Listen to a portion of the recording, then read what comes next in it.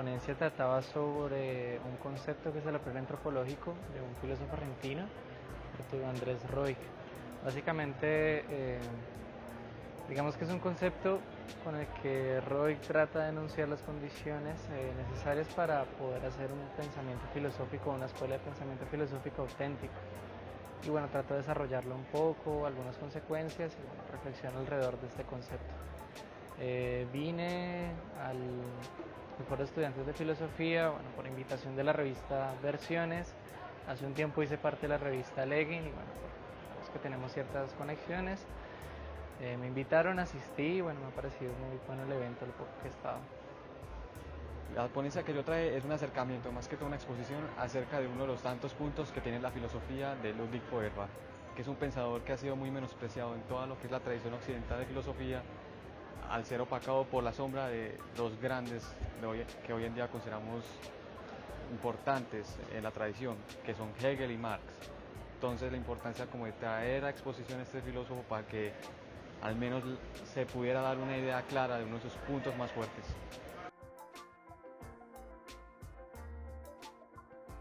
Tienen un interesante desarrollo más que todos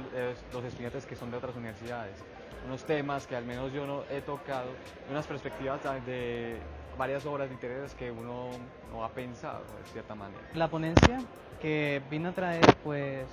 es sobre un autor francés llamado René Cherer. Trataba principalmente de enfocarlo desde dos conceptos que él maneja, nociones más que todo,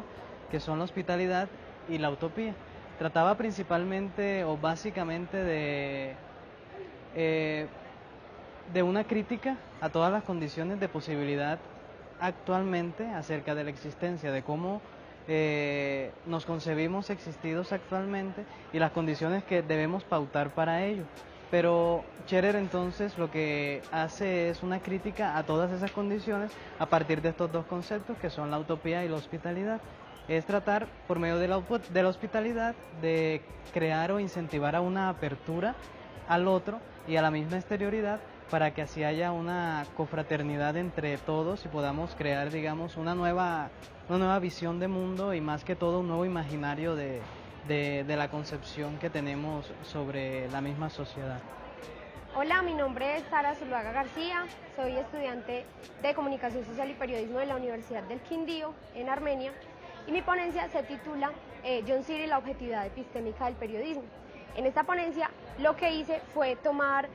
toda la teoría de John Searle de la objetividad ontológica, epistémica y la subjetividad ontológica y epistémica y aplicarlo al periodismo. Además de esta teoría, lo que apliqué fue otras cosas que dice John Searle, como los rasgos intrínsecos, rasgos relativos, los hechos institucionales, los hechos brutos, y todo eso mezclarlo con el periodismo para llegar finalmente a una conclusión, y es que la discusión que se ha dado en el periodismo durante tanto tiempo, durante casi que inició la academia periodística, que es la discusión entre si el periodismo es objetivo o subjetivo, es una discusión que ha sido abordada desde una parte muy superficial, no ha sido abordada como con mucha más investigación, con mucha más amplitud, y eso nos deja a todos como con la duda de que es objetivo o es subjetivo, para finalmente con John Searle darnos cuenta de que todo eso se cruza y que no hay una objetividad, una subjetividad, sino que un hecho tiene la mezcla de muchos rasgos, tanto relativos como intrínsecos, y eso nos da pues para formarnos una idea de que el periodismo no es blanco o negro, sino que tiene muchos matices que se mezclan si nos vamos a John Searle. Hola, mi nombre es María Soledad Gómez Guzmán, soy estudiante de Derecho de la Universidad Pontificia Bolivariana y hago parte del semillero de investigación en problemas contemporáneos de la filosofía del derecho. En esta oportunidad participé en el Foro de Estudiantes de Filosofía de la Universidad de Antioquia con una ponencia titulada Solidaridad y Responsabilidad como formas políticas de reconciliación con el mundo, una propuesta desde Hannah Arendt. Varios de mis compañeros del semillero vinieron con diferentes problemas, con diferentes marcos teóricos de referenciación para pensar problemas que ahora se presentan en la comunidad. Para los estudiantes en general creo que es muy importante, y en mi caso particular estoy en la plena seguridad de que es supremamente trascendental de que estos tipos de espacios como los foros, los seminarios, se abran para que los estudiantes enuncien y para que los estudiantes escuchen qué es lo que se está pensando alrededor de la academia y de los diferentes problemas que tiene que estar pensando esta, y más que todo en una realidad tan compleja como la que ahora nos atañe. Entonces estamos supremamente agradecidos por habernos abierto este espacio. Lamentablemente en esta oportunidad no hubo mucha acogida del foro. Los estudiantes no se manifiestan lo suficiente para venir a escuchar a sus compañeros, a sus colegas, a aquellos que necesitan también retroalimentarse de las diferentes ideas que hay alrededor de todas estas teorías y de todos estos marcos de comprensión. Esperamos que para los próximos eventos, para los próximos foros, haya más participación, porque hay que tener la plena seguridad y la certeza de que estos espacios son trascendentales para la formación tanto académica como personal. Mi nombre es Getulio Vargas, estudiante de la Universidad del Atlántico, y mi presentación corresponde a la felicidad en Epicuro y cómo éste sugiere el conocimiento de la naturaleza como una condición necesaria para conseguir la vida serena. Epicuro propone liberar al hombre de los temores que la acosan y perturban su espíritu, y estos son principalmente el temor a los dioses y el temor a la muerte. El temor a los dioses, que está basado en la idea de que de estos seres celestiales nos imputan a los humanos desgracias y males, así como también nos dan los más grandes bienes. Pero esta noción, dentro de la tradición religiosa, está basada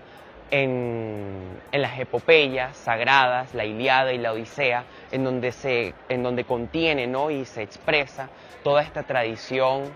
de fe que vendrá a fundamentar lo que será la religión propiamente. Epicuro ataca, y por eso es llamado por Marx el Prometeo de los filósofos, destacando ese desprecio hacia los dioses, o mejor dicho, hacia la opinión que de estos se tienen. Por otro lado, estará el temor a la muerte, el cual se radica ante una meditación sobre esta. Epicuro reflexiona y nos dice que la muerte no es nada para con nosotros, puesto que cuando nosotros somos, la muerte no está, y cuando llega la muerte, nosotros ya hemos dejado de ser. Mi nombre es Jairo Gutiérrez Bosa, estudio en la Universidad del Atlántico. Mi ponencia en este foro interno de filosofía de la Universidad de Antioquia es una revisión al pensamiento político del filósofo francés Gilles Deleuze a partir del concepto de resistencia en su relación con el concepto de conatus, teniendo en cuenta, eso hay que recalcarlo, que no es una interpretación lo que hace Deleuze del concepto de conatus que proviene de Spinoza, sino una extrapolación, es decir, incluirle sus propios criterios para obtener nuevas lecturas de ese concepto. Entonces, en mi trabajo, en mi ponencia, se utiliza el mismo método, que es una extrapolación, para llegar a que se refiere Gilles Deleuze con el concepto de resistencia, el acto de creación, y cómo esa resistencia es en sí el conatus al que se refiere Spinoza y que retoma Deleuze en los cursos sobre Spinoza y en medio de Spinoza, que también se refieren a unos cursos. Entonces, en la ponencia, inicia con una crítica a las sociedades de control que Deleuze en la conferencia llamado Acto de Creación se dice que es la superación a la coerción producida por las sociedades disciplinarias a las cuales se refiere Michel Foucault. Entonces, estas sociedades de control tienen como mecanismos de coerción y de represión la comunicación y la información. Entonces, estas nuevas teorías de la comunicación y las sociedades de información son las que establecen nuevas formas de control que terminan siendo herramientas más brutales que las establecidas en las sociedades disciplinarias de Foucault, porque son mucho más rápidas y tienen en cuenta ante todo la voluntad del sujeto. No se puede explotar al sujeto sin tener en cuenta o sin la voluntad del sujeto. entonces se crean nuevos estados de libertad, de falsa libertad, que están enmarcadas en la posesión de una contraseña, teniendo en cuenta que al tener una contraseña te brinda la posibilidad de administrar tus estados comunicativos, tus actos de confianza en la multitud, inclusive nuevos encuentros sexuales, y la forma más refinada de estas nuevas formas de administración son las redes sociales. Entonces, a partir de ahí Deleuze inicia una revisión de cómo resistir.